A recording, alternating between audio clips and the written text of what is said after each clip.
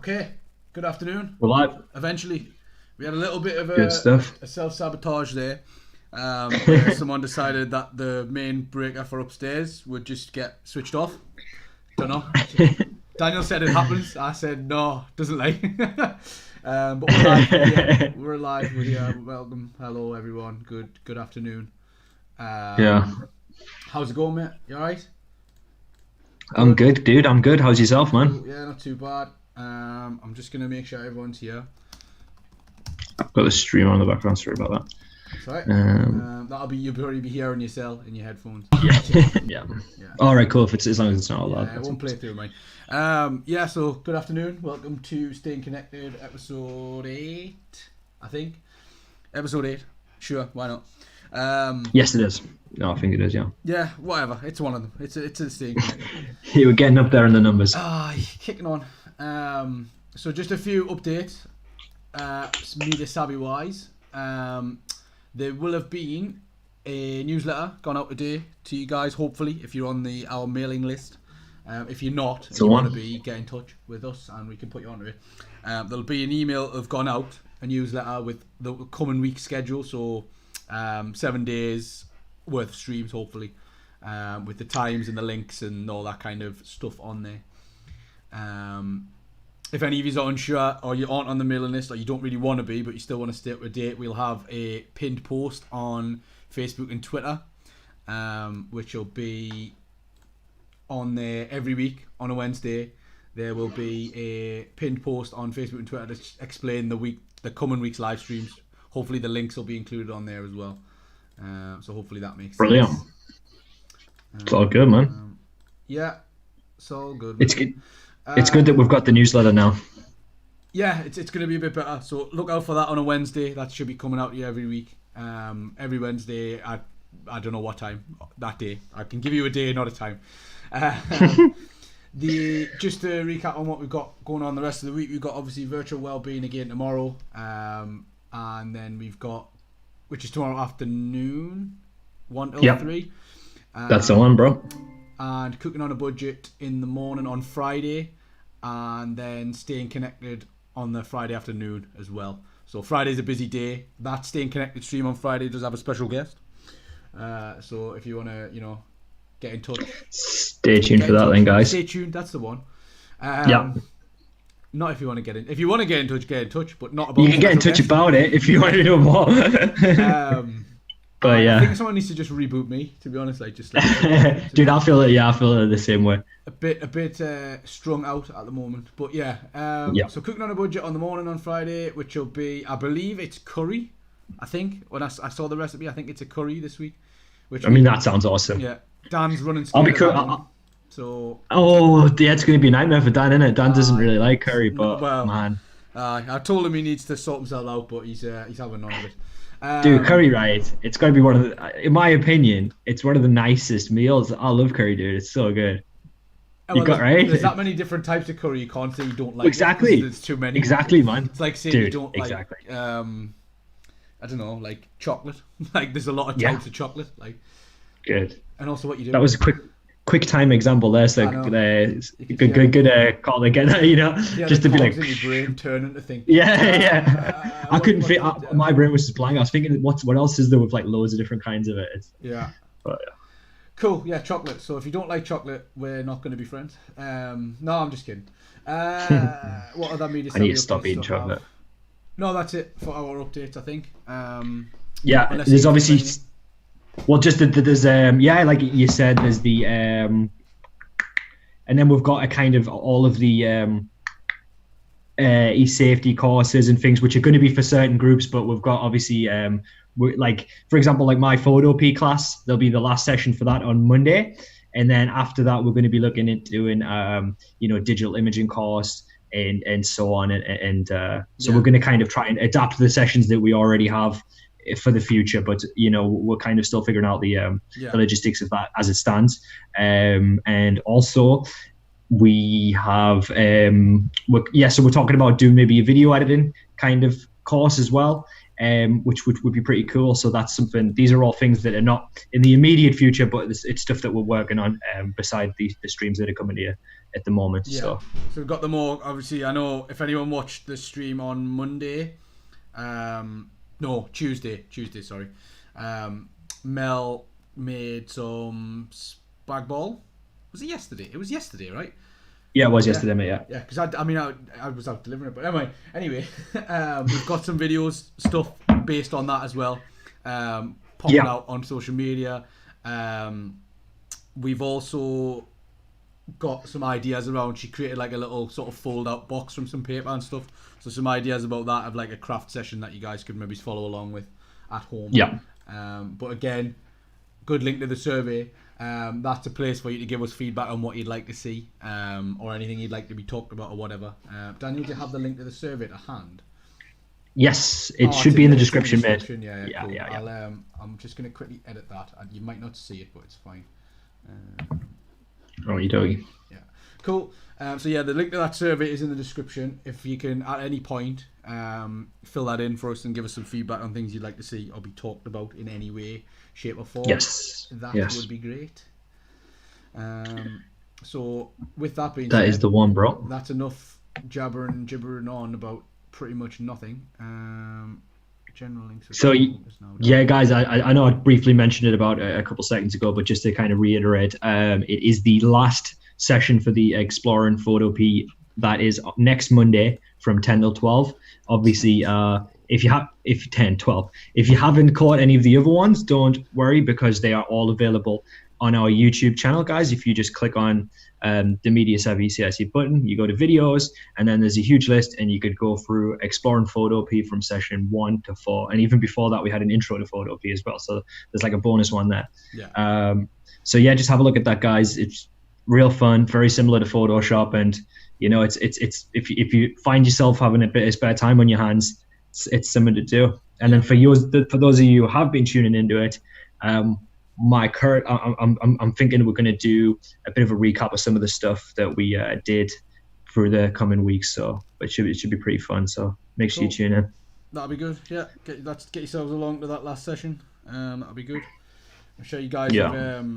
It'll help going forward as well, because we are looking, like Daniel says, to do some more courses off the back of that and all. So anything you can pick up in those sessions or stuff that you already know might be a good little recap on that as well. Exactly.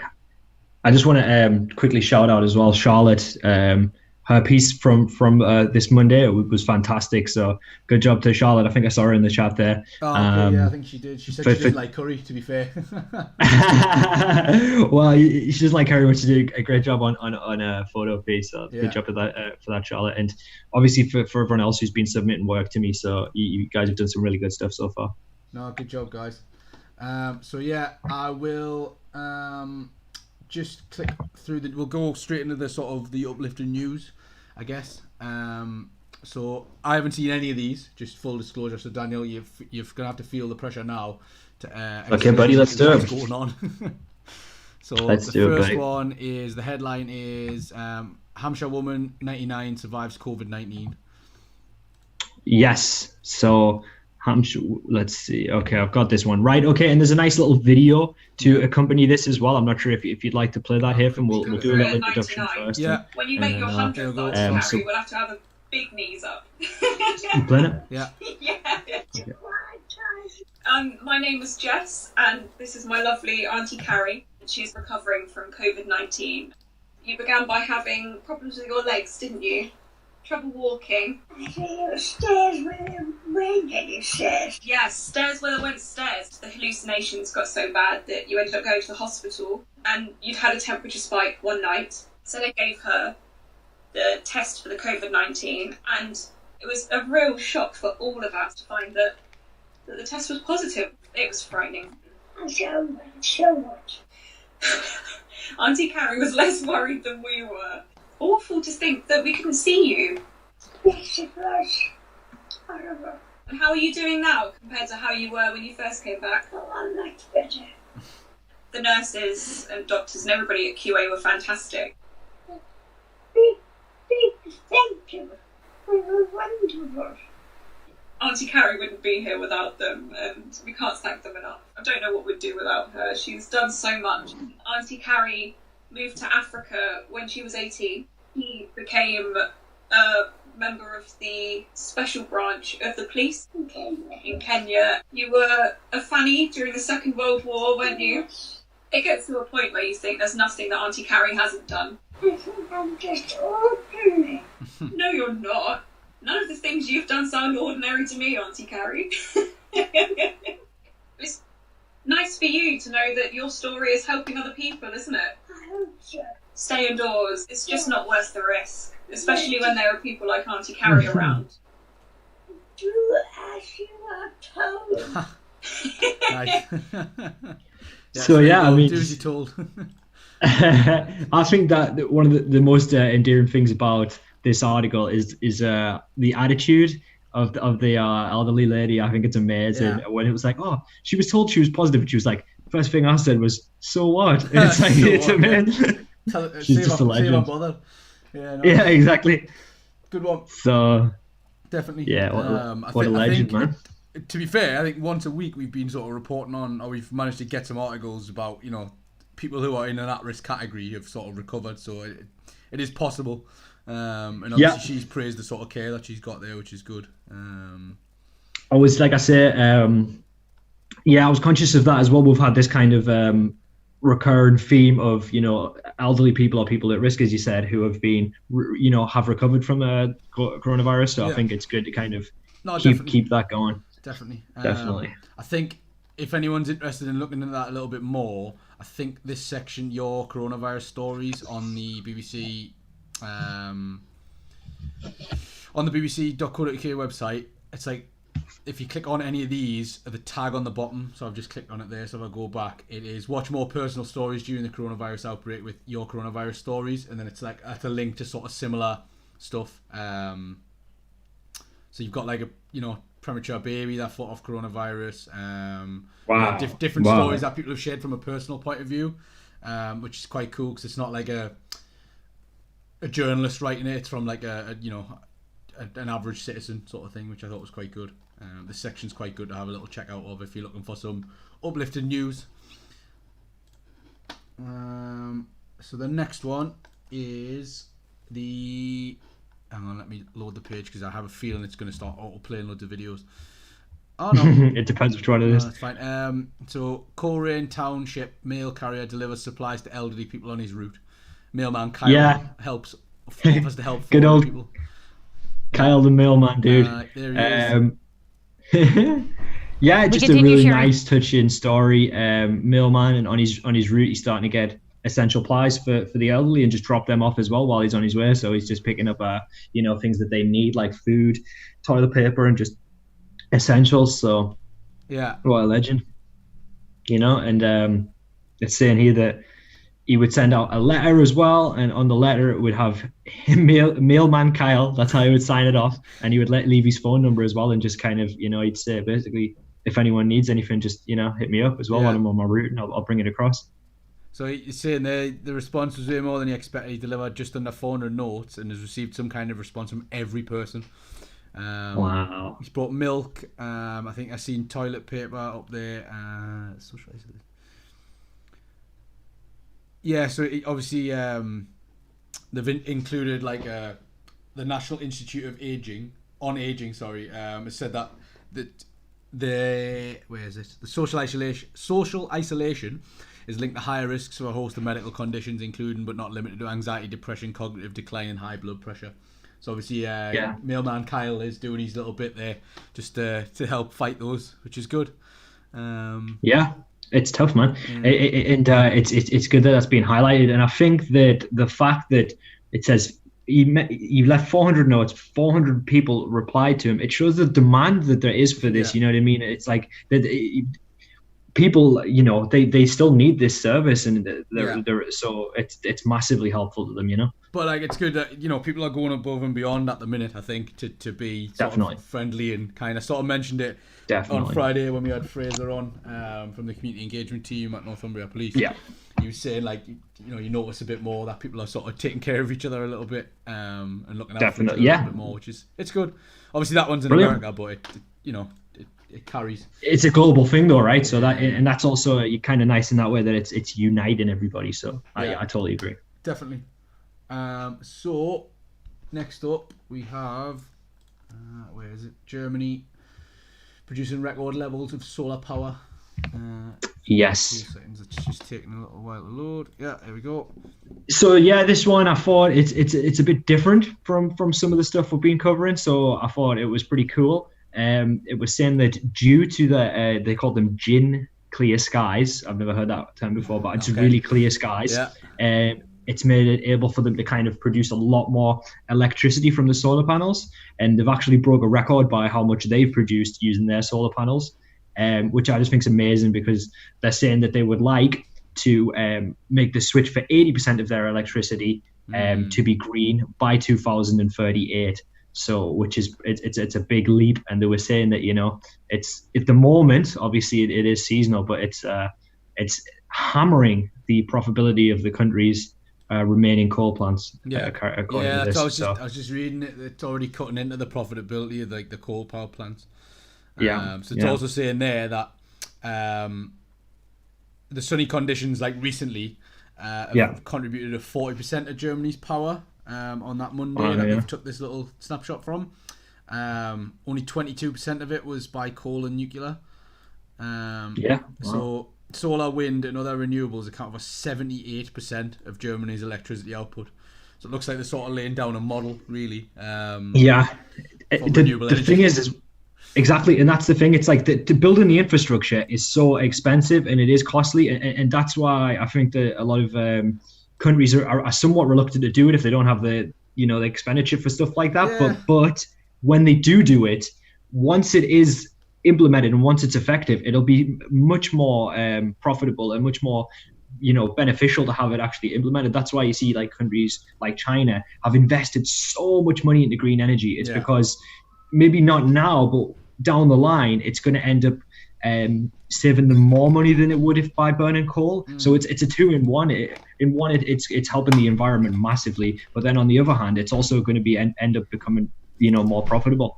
So plus you can avoid situations like now where obviously the price of oil's like plummeted so much that places don't want to take deliveries of it because they know they can't shift it because the demand on it's so low that companies that would normally store it don't want to pay the storage costs, so they've been cancelling, which has then had a knock-on effect on the price. And if it derails so many sort of industries and like I saw that it's plummeted. The lowest it's ever been. The lowest it's ever been. I was reading something about that. It's crazy. It's it'll pick back up. That's the thing. But if you've got renewable energy in place, you sort of mitigate that a little bit.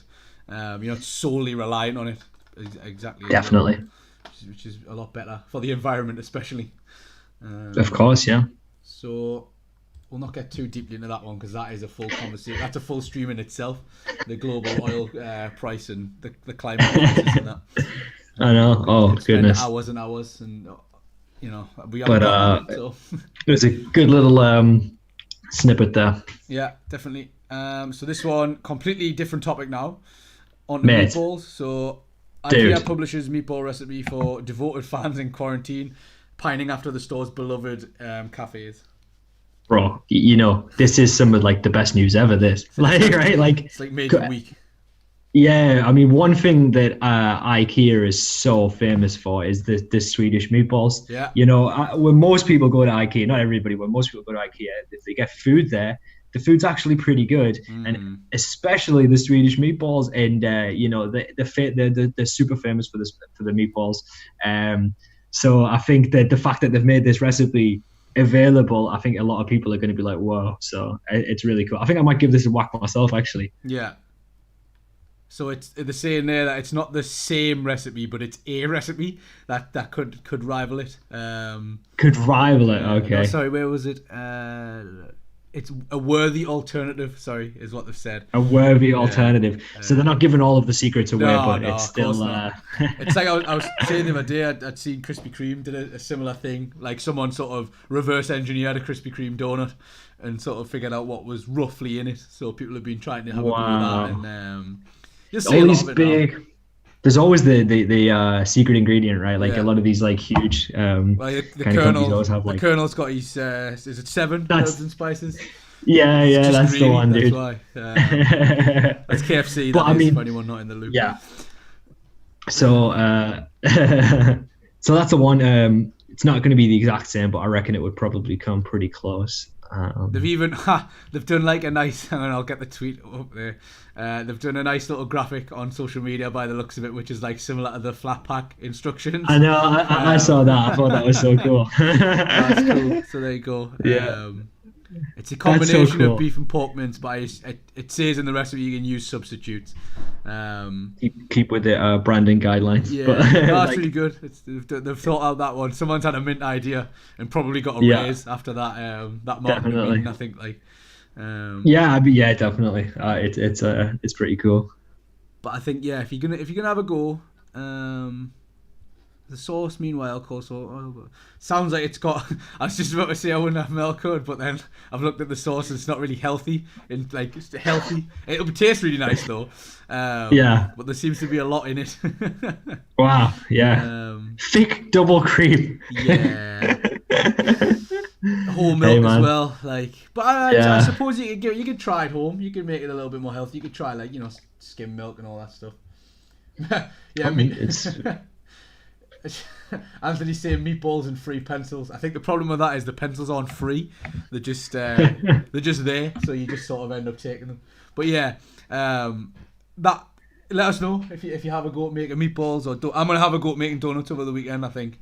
So nice. Are you gonna do the Krispy Kreme one? I'm gonna try the glazed ones, but we'll see. You've got to boil like a pan full of oil, so I'm a little bit worried that I might not have That anywhere sounds to live pretty after intense, the but weekend. So we'll see. Like a makeshift deep fry. It basically, you get a saucepan and you fill it with oil and you boil it to like so many 100 degrees, and then off you go. So yeah, we'll see. I might have severe burns. I look forward to hearing the feedback. Well, I told you, bro. Yeah, that's the one. Well, I told you that I made that. It was like honey glazed soy sauce chicken. It was the best thing ever, dude. Honestly, and it like kind of the honey stuck to the chicken, and that was the first time I'd ever done like a glazed anything. Yeah. And it was unreal, dude. And I was like, wow. And nobody died need to do as this well. again. So Nobody died. Yeah. Always a positive. Have you ever done like cola chicken or cola ham or anything? I've had one. It's had a cola actually chicken. decent. Yeah. Because you can glaze the cola as well, and it's actually really nice. It sounds horrible. It but wasn't it's for me. pretty good. I'll say Yeah. that. It just wasn't for me. Okay, last one. No. Have you had? No, go on. Yeah. Have you ever had like Jack Daniel's glazed sauce at like TGI Fridays? Yeah. or anything? I've had Jack That's Daniel's glazed something else. wings before. That's someone else, dude. That. Very good. Yeah. Would recommend, unless you don't drink or eat meat. So if you're a vegetarian who doesn't drink, it's definitely not the dish for If you. you're a straight edge vegetarian, it's probably yeah. not the best anyway. Just avoid the Jack Daniel's sauce as much as you can. Yeah. Right. So last one on there. It's not a link. This one. So I'm just going to quickly load the images in. But Charlotte sent me a couple of pictures when she'd been out for a walk in Blakeney Woods. I'm not sure where that is, to be honest, but it's woods close by to Sunderland. If anyone knows it, but I'm just going to quickly put some images on the screen right now. If you give me a second. All good. So this was similar. We covered. I don't know if you saw on Friday. We covered one where it was like a guy had been leaving like inspirational messages behind on clothes pegs. Like he pegged to trees out on like a local route where people have been walking, and it was all like messages of positivity. All focused around like reducing anxiety and depression, and obviously getting people to sort of engage by leaving their own and stuff. So Charlotte had stumbled across this one, and it was basically. Let's have a look, mate. Where is it gone? Yeah, now the image is coming massive because Charlotte's done it right and took a very high resolution picture. So I just need to scale it down. Give me a sec. There we go. So that is, it had like a little sort of sign on it. Okay. And it's all about protecting, it's staying safe, sorry. And so stay safe, and it's all about like protecting sort of solidarity with the NHS. So they were giving out So cool. little wristbands, and there was some like paper that people had drawn on the hands on paper and cut them out. I'll try and find that picture as well. Actually, hang on, because there's one where they've sort of hung them from the tree, which looks really cool. I just thought it was really nice. That's awesome, man. Yeah, there we go. Yeah, it goes with the pegs that we were talking about. Yeah, it's oh, hang on, I'm dragging the screen away now. It's just awesome that someone's kind of took the time to do that, and you know, had the kind of the thought of like thinking that other people are going to see this and it's going to kind of spur them on if they're going for their daily walk or run or something. Yeah, so I mean, there's a couple of them there, which Charlotte has sent us in. So thanks for that, Charlotte. And again, if you see anything like fantastic. that, where people are doing stuff out and about in the community. So this one there, as I put on the screen there, is obviously the paper hand cutouts and little banners that people have made, as well as in the little bag, some positive messages and some wristbands and stuff. That's so cool. Just all spreading a positive message, really. And if Charlotte has any more information on that, I'm sure she can share that. But equally, if you guys see anything like that, I've seen a few on Facebook, but I didn't get them because I didn't know if the person who put the post on wanted it to be shared. So fair enough. I did ask them, but they didn't get back to us. But it was quite short notice. But there was a few where people have been leaving like sort of plastic boxes full of books, old books that they're not using. And saying, you know, take one, just replace the lid, sort of thing. I'd heard about that. Yeah. Around it and stuff. So there was, like I said, there's some of that stuff was going on like before the COVID-19 pandemic. People were doing that anyway in some of the areas local to me, but it seems like since then people have been a bit obviously they've had a bit more time on their hands to organise it, so it seems like they've been a little bit more proactive with it, which is really good. So again, if you see anything like that, like what we've got here, you know, give us a shout and take some pictures, and we'll sort of feature it on there. So thanks for that one, Charlotte. Appreciate that. Thank you very much, Charlotte. And that nicely rounds off our good news. Not that there's not more. There is more good news out there. That's just what we've picked for this week. That is our selection of good news.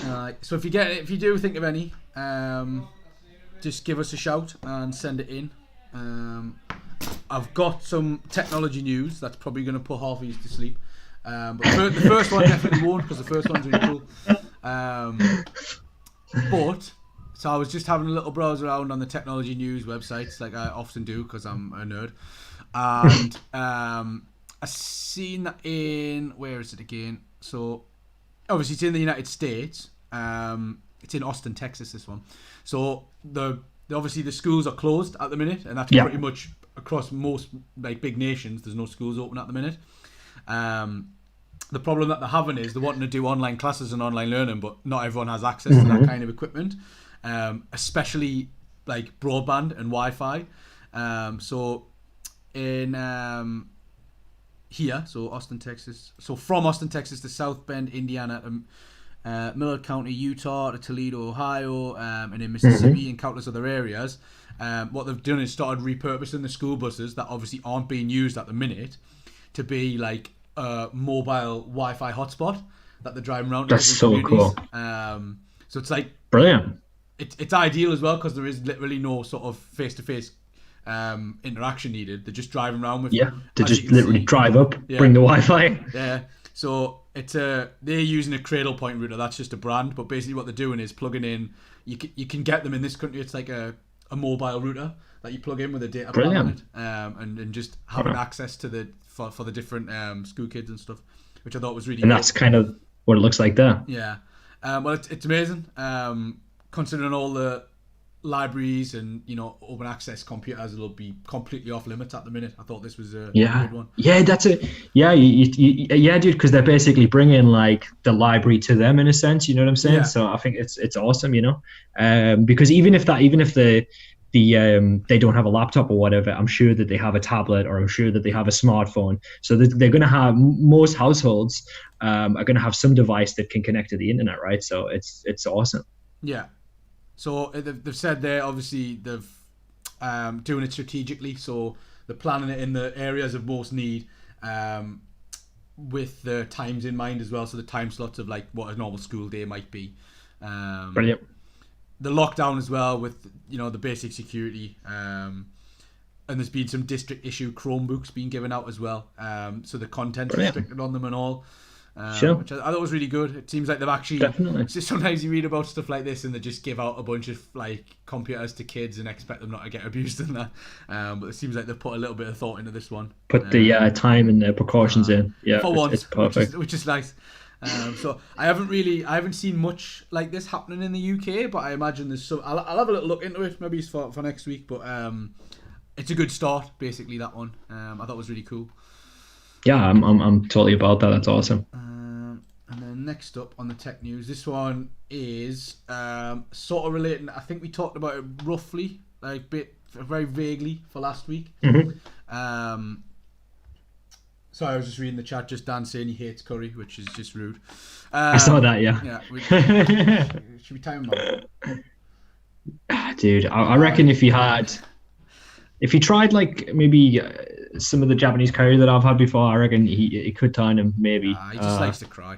He's just having his curry. So I'll keep this one brief. Last week, I don't know if you remember, I mentioned to you, Daniel, the new app from Google and Apple that's going to try and track a contact yes. tracing app. So essentially the way it works is you install the app on your phone, and via Bluetooth it sees whether you've come into contact with anyone who also has the app right for a prolonged period. So if you walk past someone on the street and the Bluetooth connects to their Bluetooth, it's not going to set off like an anything. Basically, it's not going to be registered. Like an alarm. You're not going to like a helicopter or a drone. This person has COVID-19. Warning, danger. No, that's not going to happen. It's just it's basically it maps where they've been for a prolonged period. Cool. But now the French government want to launch their own one, and the reason it's an issue is the French government want to register the details of the person.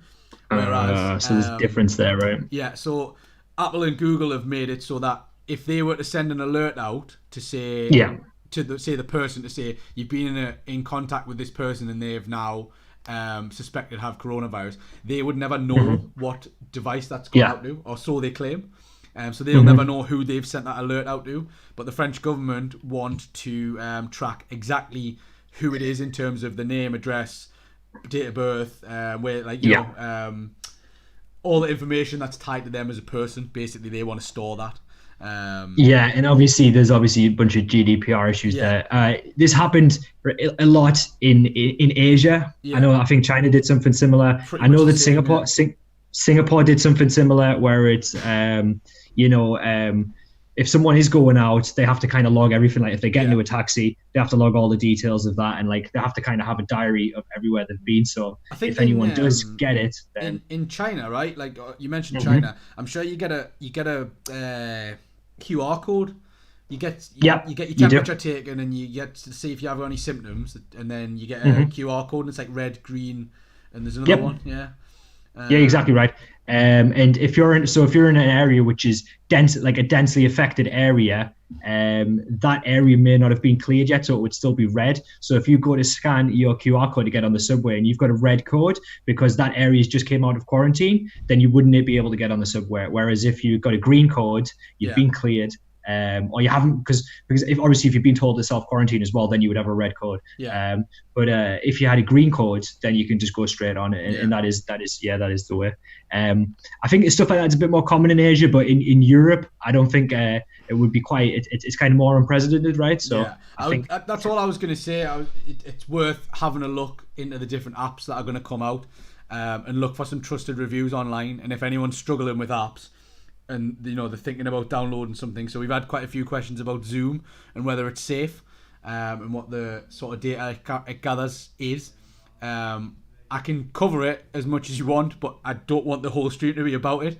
So if anyone's got any specific questions, either ask them now while we're talking about it, I can have a little chat about it, or get in touch with us. It's now more than ever is a time to be aware of e-safety. Because everything's having to be done, or a lot of stuff's having to be done over the internet, and a lot of the sites and apps that are coming out aren't necessarily vetted or safe or pre-approved by certain services. So it's just worth having a little look into them if you can yourself, and if not, asking the question. Just to quickly go over it. Sorry, mate. I was just about to ask you, mate. Yeah. So is this app out now? Is it like officially out now? I don't think it's officially out yet. It's proposed at the minute. But you can see the little diagram that I've had on screen there. So when A and B meet, their phone exchanges a key code. When A becomes infected, they update that as it. So again, it's relying on public participation. All of these at the minute as well are opt-in. You don't have to use them. Sure. You opt into using them, which I think it needs to stay that way. You can't force anyone to do anything. But when it becomes infected, they update that status in the app and then gives consent for that to be shared with the database. And then once that's shared with the database knows that the person person B has come into contact with person A, and it sends them an alert saying that they've been near someone who's tested positive. I mean, I think it seems fine. It seems like a fine idea, I think, and it's like what you said as well. It's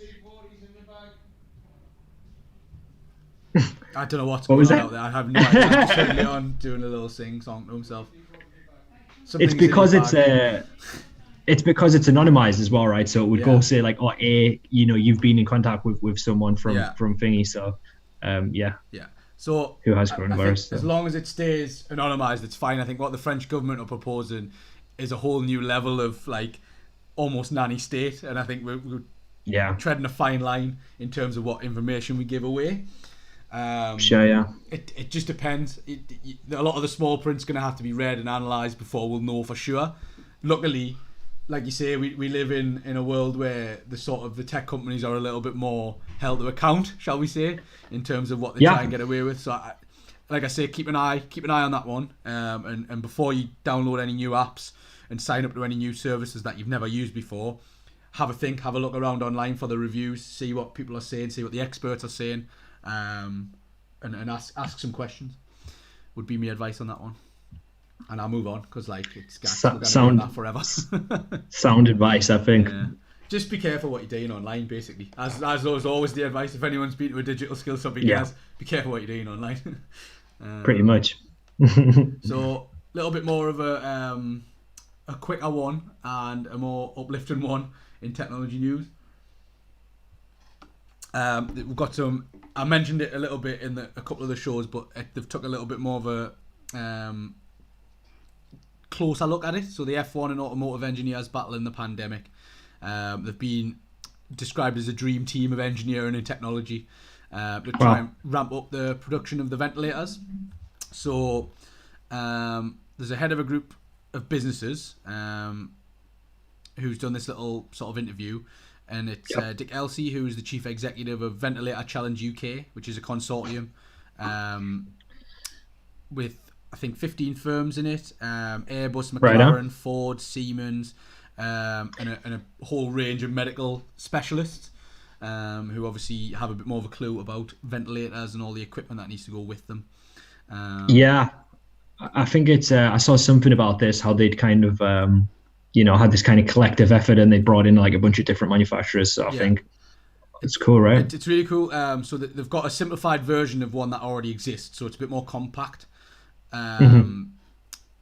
So it's just one of the groups that rose to the challenge set by the government a month ago to help manufacture new ventilators. So it's trying to increase the number from, at the minute, just over 10,000 to at least 18,000. Normally around 50 would be made each week. And the consortium themselves have already delivered 250 of each. And it's scaling up the efforts to be aiming to be delivering over 1,000 per week. That's awesome. I think what they're saying is it's been good because obviously they get the quick turnaround time from the likes of the F1 guys who obviously are used to like a massive deadline to get a car ready for a race weekend. like a pit stop, doing the masks, like it's done. There's the next one. Next one. So that they've got that speed, like that technical speed, but they've also got the sort of ability to do it en masse from the likes of like Airbus and what was the other one I mentioned? McLaren, like Ford as well. Obviously Ford mass-produced cars as well, so they're saying they've got like they've got the scope now. They haven't just got the massive plants; they've also got the expertise to go along with them. So hopefully, Anthony, Anthony said, you all know I like my F1 related news. So it'd be all over this one. He's probably seen it, to be fair. So that's really good. It's promising, really promising news. So hopefully we can get on top of the the ventilator issue, and we can all breathe a little easier. Definitely. See what I did there. Anyway, moving on. Moving on. This one is from one of... Who sent us this? Oh, yeah, Gary. I don't know if Gary's here today, if he's listening in, but if he is, thank you very much not for sending too this. sure, This one, man. I haven't seen him in the chat, but you'll be listening back if not. But he For sent sure. me... it's a listing on Hot UK deals, but I think you can go directly through the website as well. You get 4 months 4 months free of the NBA League Pass (brackets premium close brackets) with code NBA.com. So basically, oh my god, I'm gonna have to. Go on.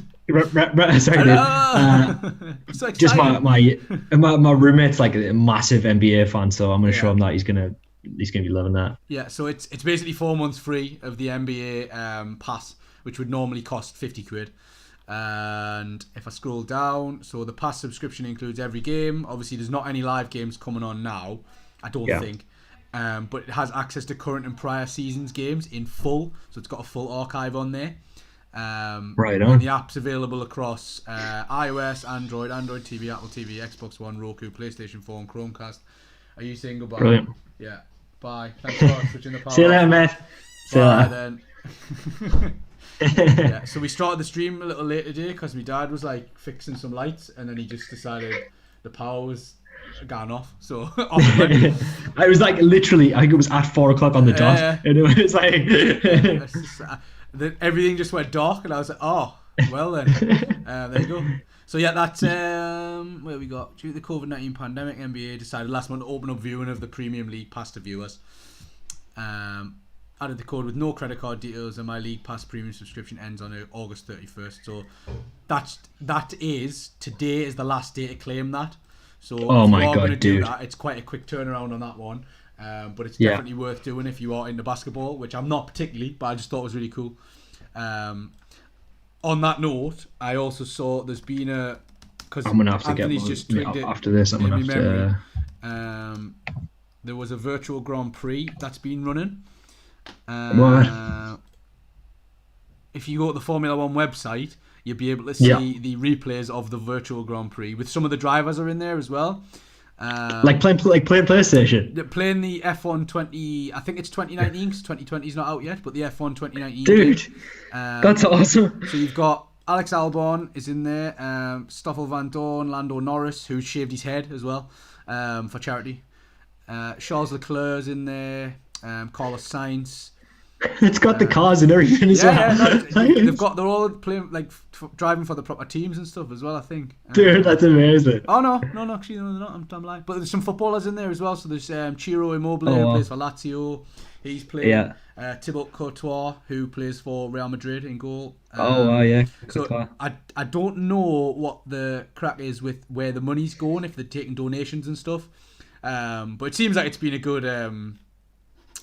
good sort of awareness campaign, because I know Lando Norris was doing a bunch of stuff trying to get donations for one of the NHS trusts, I think it was, like one of the NHS charities, sorry.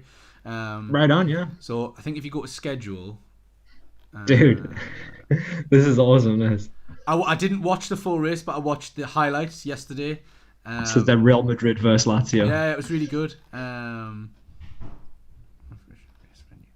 But if you just Google F1 Virtual Grand Prix, you'll be able to see that on there. And I know it's good fun, man. They try to do a load of sport replacement ones. There's a football one happening right now, I think, on the Premier League channel, where players from the Premier League are playing each other. Who's playing? Do you know? Christian Atsu is playing Musa Sissoko. Oh, really? Yeah, right now. But I'm going to see. All I want to see is if it's any money's going to charity. Hopefully Atsu wins. I know. You can now bet on it as well, which I thought was a bit underhanded. Decent. But, I don't know.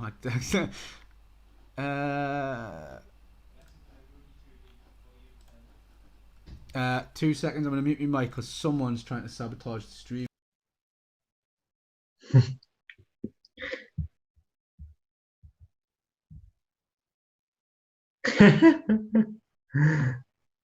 Okay, there we go. Stream unsabotaged. What happened? You just wait because he's going to get some revenge. No, I mean what? Thank you. So the E-Premier League Invitational is this one as well. So obviously there's no sport on at the minute. There we go. I thought so. So the prize fund for the E-Premier League Invitational Tournament is being donated to the #Players Together initiative, which is the charity initiative that all the Premier League players set up. Is that the one we talked about? Yeah. So, yeah, brilliant. There's that as well, which I thought was really cool. Cool, man. Little set of images here as well that our guest on Friday has sent over to me, or his team have, not him directly. But it's just some advice on staying safe online and some of the scams that are on. So let me just load the email. Give me a second. Sure thing. It's there's a submission scam, which is an SMS based scam. Okay. An HMRC one, and I believe there's a guide on video calling that they've sent out as well. So right. If you just bear with me a second. And the image loads eventually. Here we go.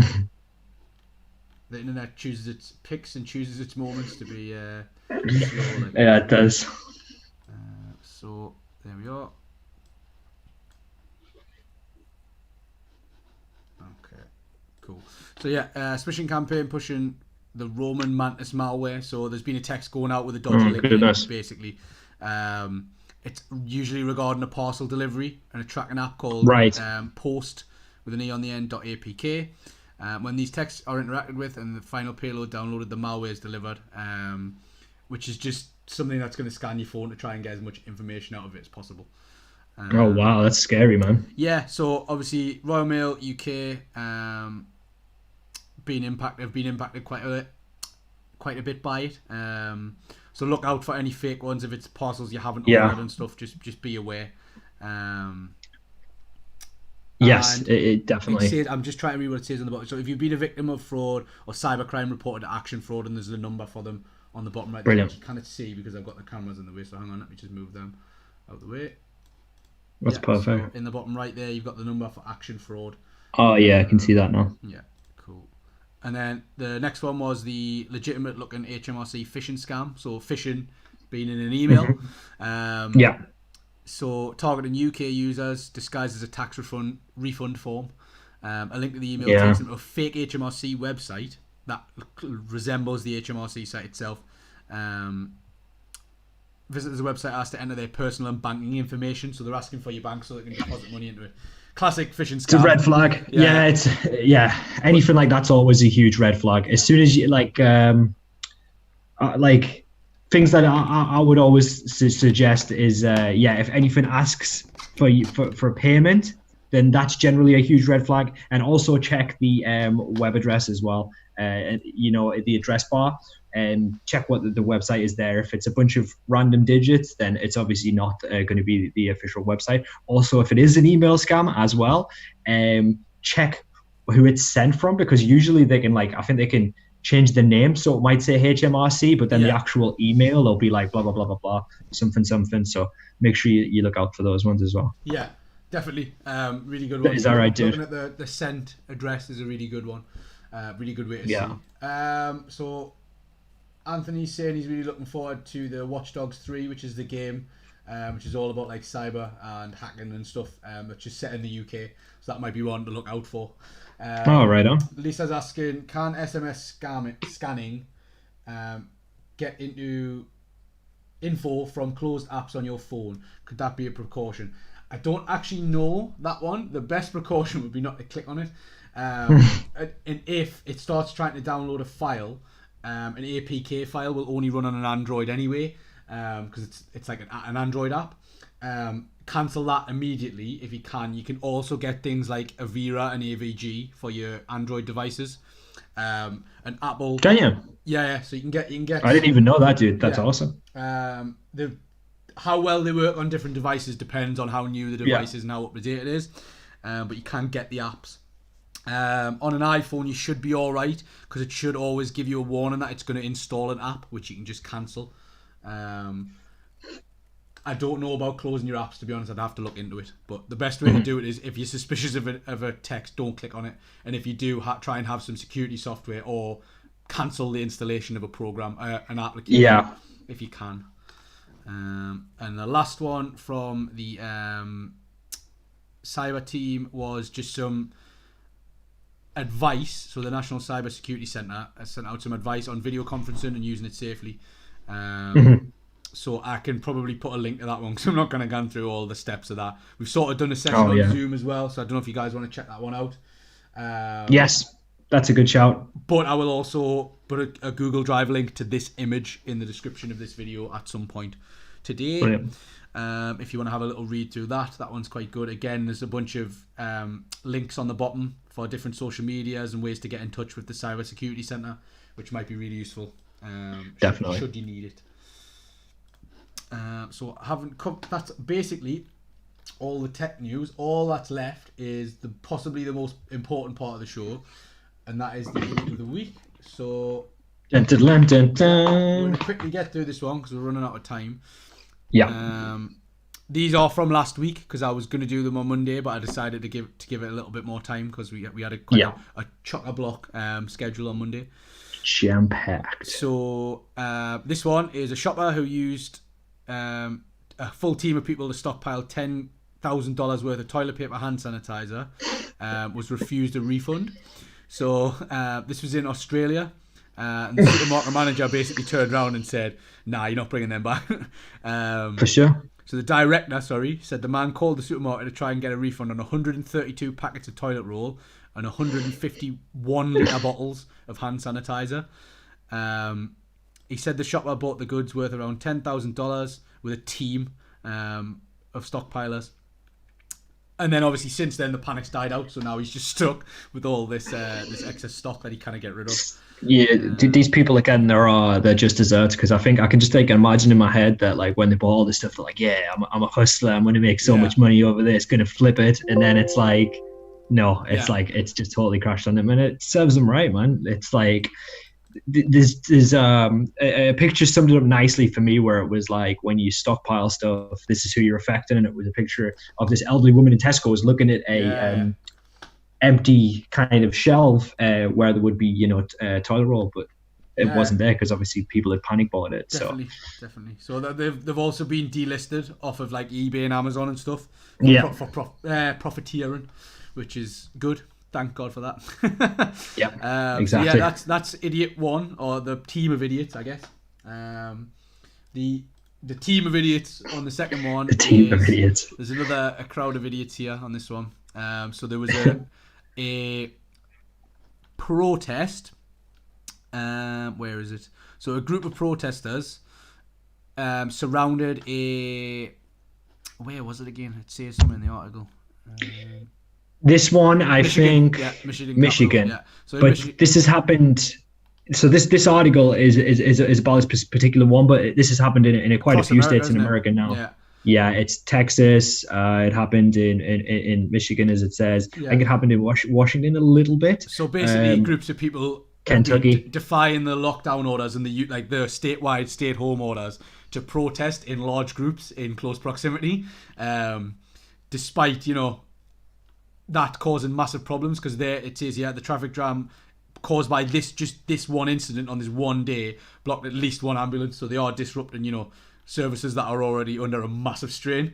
So the stay-at-home order, they're just completely ignoring it basically. Just as a little weird sort of update to that, obviously I found another article that was a little bit more recent, so I don't know if you've seen this one. I've seen this one on Facebook, but I managed to hunt down an official article. One of the health workers basically had enough of these protests, and he went and stood out and blocked the road so they could get past. Yeah. When you see these, when you do history, like I can just imagine in 20 years time, someone is going to a history teacher, maybe longer than that, like 30 years time, a history teacher is going to show that in the class, and then he's going to say, oh, what's this image about? I remember when I was in history in school, and our history teacher used to always show us kind of iconic images, and this is just one of those images that I can totally imagine in the future being shown as a piece of history, during this pandemic, this is what was happening. Yeah, to be fair, I was going to show there's a video that goes with this that you'll probably see on Facebook. I couldn't show it because of the sheer amount of swearing that was in it. I didn't have time to edit them out. But there's a video of this woman here, so this woman who's leaning out of her window, screaming at this guy, saying, how come you get to go to work and I don't? So, I mean, if that's the attitude these people have, it's going to be hard to argue with them. So, fair play to this guy for standing in and blocking a row of traffic. Considering it's going to directly affect, these guys as well, and make their job 10 times harder than it already is. So, that's why I've picked the protesters for Idiot of the Week specifically this week. Yeah, well, mate, I saw as well. I could definitely find a link for this, but maybe we could post in the description if we're a bit strapped for time as well.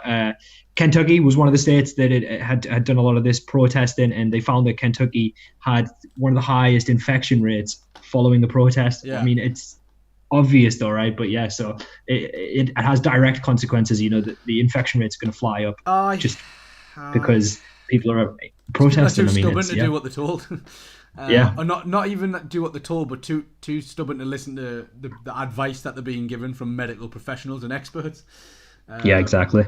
So just as an update of that, I'm not going to show it on the stream, but basically Donald Trump sort of fanned the flames a little bit by tweeting out.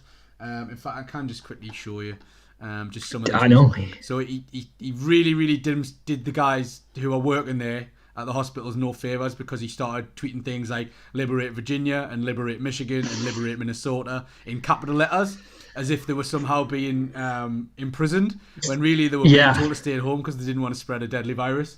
So I haven't nominated him again because he shouldn't be there 2 weeks in a row, really. Yeah, we can't do that, in the interest of fairness, but he's done a thing again. I mean, people were saying this kind of, like, a lot of Democrats in America were saying this is like it's almost illegal because it's like incite an insurrection. You know what I mean? It's like it's not help things at the very basic level. He's not helped things, and it gives these people a sort of a justification for doing it. But we'll leave Trump out of it. These protesters are in there for Idiot of the Week. Last one, because that again, there's a whole Trump stream that we could probably do. Oh man, just like sort of breaking down his Twitter. I always find it quite entertaining to just read his Twitter. Yes. So, last one, and I don't know if anyone's familiar with this Dr. Oz guy, but you don't want to be. But basically, the reason he's up for Idiot of the Week, his rationale or plan for coming out of the lockdown would be, we need to get our mojo back. Let's start things that are really critical in the nation, where we think we might be able to open up and getting on without getting into a lot of trouble. He said that the schools should be open again because it'll only cost us 2 or 3% in terms of total mortality. He said it was a trade-off, right? Yeah, that was like one of the worst. So he said that it's a trade-off to only lose between 2 and 3% of the population to start opening stuff up again. I'm just trying to find the bit where someone did the maths. Where is it? I cannot see where it is. Fox News. It's Fox News. You've got to take it with a pinch of salt, I suppose. But reduced deaths by only 2 to 4%. So he's basically saying that saving 2 to 4% of the population isn't worth it for how much the economy is going to be damaged. It's a little bit of a weird one. Like, I don't know why you would even say it or why that would be your takeaway. It's just in America, it could be between between 6 and 9 million people would have to die for his wish to be granted. So for that reason, I can't see past him being an Idiot of the Week. So I mean, that is he's willing to just let 6 million people die at a minimum for the sake of the economy. I mean, not just the economy, for the sake of just opening things back up before the peak's passed. It's not like we're saying never again. It's just in the meantime, maybe don't. Exactly. It's like, can you not wait like a month, less than a month? Is it really that difficult when the rest of the world's doing it? You know what I mean? It's not like they're the only country in the world that's done this. Pretty much all of the developed countries have done this. It's unbelievable. I can't understand it at all. No, me neither. I think, like I say, the less time we think about that guy, the better, because I think we'll end up spending a lot of time on him, and it's just annoying, really. But for sure, I think we'll start wrapping up there. So what I'm going to do, guys, is I'll post a link to the poll. I'm going to post a link to the survey. If you could take a little bit of time just to fill that in for us, give us a bit of feedback. Give us your opinions and what you'd like to see. And I'm going to quickly, while these are doing that, so if you have a little quick look through that survey for us and a quick vote on the poll. I'm just going to quickly read back through the chat. So Charlotte said she got a scam email pretending to be right, media, asking for billing details as they needed updating. So that might be another one to look out for. Definitely. Wib is asking for the Zoom link. Daniel, could you possibly? I am looking for that right now, mate. In the chat or whatever. I'll post it in the chat. Yeah. So yeah, Wib, if you get any, you can record. He's on because Wib's talking about playing music and interactive videos and stuff. If you start using Zoom, you can record the call. So if you do that and anything you want to share, we don't mind sharing it on one of the Staying Connected ones. To show people what people are getting up to in the lockdown and stuff, and how they're keeping themselves right. If anyone's got anything like that, so obviously Charlotte sent some stuff in today, Gary sent us some stuff in today that we've covered. Feel free to send it in and we'll have a chat about it. If you guys are worried about some different apps or different bits of technology, or you found something that you're really passionate about, like a fundraiser or anything, I tell you what we will do before we go. I just want to have a quick look at our main. That should be in the chat there, Wibs. Now, if you want to watch the Zoom video, I've pasted the link there for you, buddy.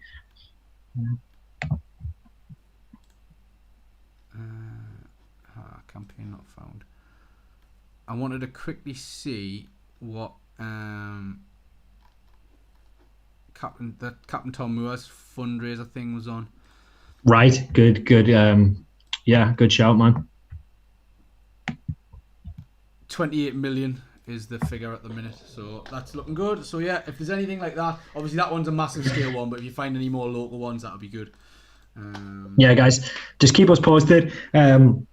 We appreciate all your messages, and whether it's like good news, any creative endeavors you've done, or even inquiries about upcoming streams or anything, we're always here. You've got our emails, daniel@mediasavvycic.co.uk, hayfrom@mediasavvycic.co.uk. Alternatively, you can get us on Facebook. If you just message the Media Savvy Facebook, or that's a good way to stay up to date with us. If you just keep on that page, Twitter, we're always going to be posting stuff there. Twitter as well. We're always going to be posting stuff on Twitter. So. Yeah, and also, guys, if you subscribe to us, if you really want to keep in touch with the streams, but you don't have Facebook, or you're not able to you don't use social media, then if you just subscribe to the YouTube channel, then you will always get a notification when the next stream is coming up. And probably when we go live as well. And probably when we go live, So cool. So we've ran over.